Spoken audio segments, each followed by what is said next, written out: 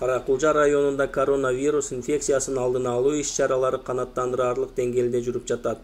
Каракулжа райондук ооруларды алдын алуу жана мамлекеттик санитардык эпидемиологиялык көзөмөлдөө борборунун адистери биринчи кезекте мектептерди, бала бакчаларды жана муниципалдык ишканаларды залалдандыруу иштерин аяктады. Эми эл көп чогулган мечиттер, ашканаларды жана мамлекеттик эмес жеке ишканаларда да залалдандыруу иштерин жүргүзөт. Жүргүзүлүп жаткан профилактикалык иш-чараларды карапайым эл туура түшүнүү менен кабыл алууда. Биз оорулардын алдын алып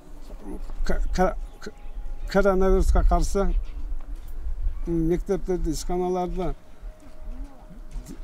дезинфекция иштери жүрүп жатат. Мечиттер, мектептер, детсадтар бүттү. Эми Кудай кааласа эртеңден баштап ашканаларды, жанагы базарларды, автобекеттерди эртеңден баштайбыз Кудай кааласа. 2-3 күн ичинде бүтүп калабыз.